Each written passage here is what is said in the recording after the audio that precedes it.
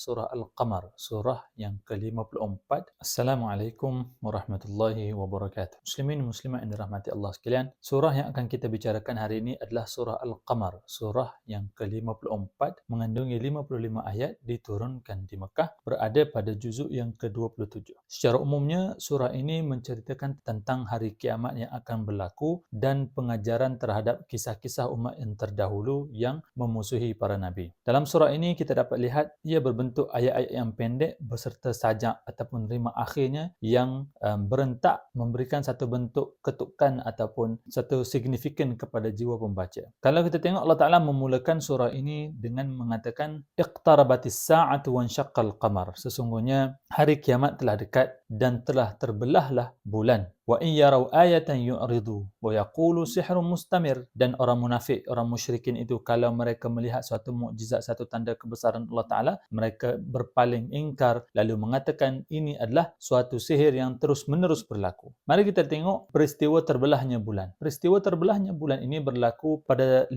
tahun terakhir sebelum Nabi SAW berhijrah ke Madinah, iaitu berlaku sekitar tahun 8 ataupun 9 kenabian Nabi SAW. Ini adalah satu bentuk jawapan terhadap cabaran kaum musyrikin yang senantiasa mencabar Nabi SAW, terutamanya Abu Jahal, yang meminta Nabi melakukan mukjizat ataupun perkara-perkara ataupun bukti kenabian yang luar biasa daripada langit. Kata mereka, kalau benar kamu itu Nabi, maka lakukanlah satu perkara yang luar biasa daripada langit membuktikan kebenaran apa yang kamu dakwa. Lalu Nabi mengisyaratkan ke arah bulan purnama, lalu terbelahlah bulan itu. Abdullah ibn Mas'ud radhiyallahu taala anhu yang berada bersama Nabi SAW melihat perkara itu dengan mata kepala beliau. Satu belah bulan itu jatuh di bahagian gunung Jabal Abi Qubais dan sebelah lagi di sebaliknya. Perkara ini bukan sahaja dilihat oleh orang yang berada di Mekah, bahkan juga dilihat oleh pedagang dari luar. Kerana apa? Kerana orang musyrikin bila mana mereka melihat perkara ini berlaku, mereka masih mengatakan ini adalah sihir. Muhammad telah menyihir mata kami. Dia boleh menyihir mata kita, tetapi dia tidak boleh menyihir mata orang di luar. Maka ditanya kafilah yang sedang dalam perjalanan ke Mekah, apakah yang mereka lihat? Mereka mengatakan mereka melihat bulan terbelah. Berarti ini bukan helah, bukan silap mata, bukan sihir orang di Mekah semata-mata, bahkan ianya berlaku sememangnya benar-benar berlaku. Kemudian ada di dalam catatan sejarah bahawasanya perkara ini juga turut dilihat oleh seorang raja daripada India yang dipanggil sebagai Chairaman Perumal, yang akhirnya datang ke Mekah untuk bertemu dengan Nabi dan akhirnya memeluk Islam. Ini daripada Kerala. Ada di dalam catatan sejarah, tetapi sejauh mana kebenarannya itu wallahu a'lam. Kemudian di dalam surah ini juga Allah Ta'ala menceritakan tentang 5 kaum utama ataupun umat yang terdahulu yang telah dibinasakan oleh Allah Subhanahu Wa Ta'ala, sama seperti yang disebutkan dalam surah-surah sebelum ini, iaitu kaum Nabi Nuh, kaum Ad, kaum Nabi Saleh, kaum Thamud, kaum Lut, begitu juga kaum Nabi Musa iaitu Fir'aun. Allah Ta'ala menyebutkan dalam surah ini, kadzabat qablahum qaum Nuh.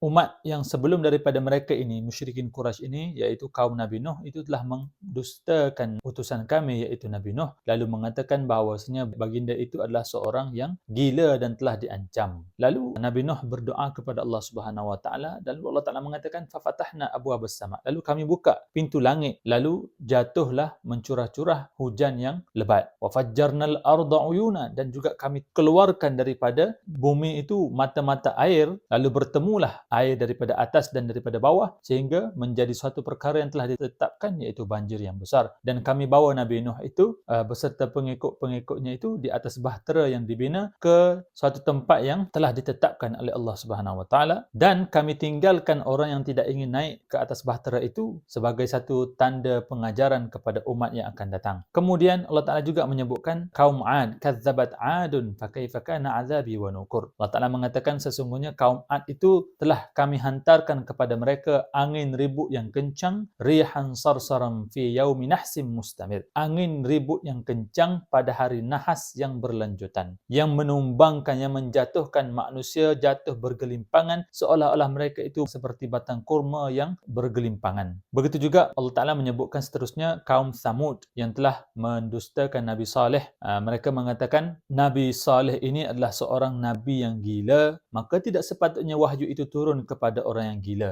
Lalu Allah Ta'ala menghantarkan satu bentuk mukjizat kepada Nabi Saleh, iaitu unta betina yang keluar daripada batu untuk menjadi ujian bagi kaum Nabi Saleh. Kemudian mereka membunuh unta tersebut, lalu Allah Ta'ala menghancurkan mereka ini dengan suatu pekikan suara, dengan suatu suara yang keras, teriakan suara yang keras menyebabkan mereka itu mati bergelimpangan. Bahkan menurut riwayat menjadi hancur seperti daun-daun yang hancur, daun-daun yang pecah hancur, yang dikumpulkan, yang dibersihkan oleh pemilik kandang binatang ternakan, yang daun-daun kering, daun yang kita sapu. Kemudian Allah Ta'ala menyebutkan tentang umat Nabi Lut, kaum Nabi Lut yang melakukan perkara yang luar biasa, perkara yang di luar tabi'i. Lalu Allah Ta'ala menghujani mereka dengan hujan batu sehingga mereka hancur. Ketika mana datang utusan Allah Subhanahu Wa Ta'ala, iaitu malaikat bertandang di rumah Nabi Lut, lalu memberi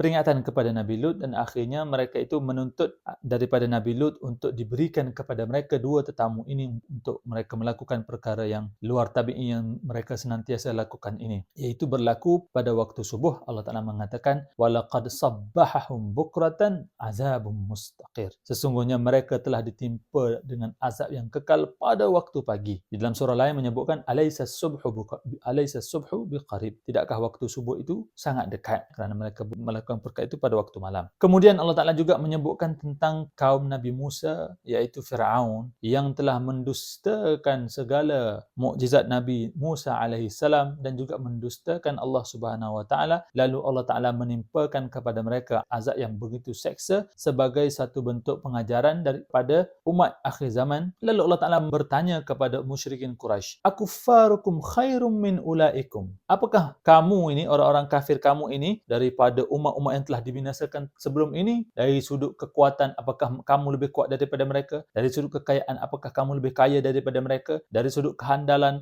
apakah kamu lebih hebat daripada mereka? Ataupun kaum-kaum itu lebih hebat daripada kamu? Kalau mereka itu lebih hebat daripada kamu dan mereka itu binasa, maka apa pula dengan kamu yang tidak hebat tetapi tetap ingin mendustakan Allah Subhanahu Wa Taala, mendustakan Nabi Muhammad sallallahu alaihi wasallam. Maka di dalam surah ini Allah Taala mengatakan orang yang menderhakai Allah Subhanahu Wa Taala, yang melakukan maksiat kepada Allah Subhanahu Wa Taala, mereka itu di dunia lagi akan ditimpakan dengan musibah. Kemudian di akhirat lagi mereka juga akan ditimpakan dengan azab seksa yang sangat-sangat perih. Sesungguhnya bagi orang yang bertakwa itu ditempatkan di dalam taman-taman syurga yang indah dan yang mempunyai beberapa anak sungai, fi jannatin wa nahar, anak sungai, fi maq'adi sidqin 'inda malikin muqtadir, dan mereka itu berada di tempat yang sangat-sangat bahagia di sisi Tuhan, berhampiran ataupun 'inda malikin, yakni di sisi Allah Subhanahu Wa Taala yang menguasai segala-galanya, lagi yang maha berkuasa untuk melakukan apa sahaja yang Dia kehendaki. Bukanlah maksud berada di sisi ini berada berhampiran menunjukkan kepada tempat, tidak sama sekali, tetapi menunjukkan hampirnya kedudukan kita dengan Allah Subhanahu Wa Taala, dekatnya kita dengan Allah Subhanahu Wa Taala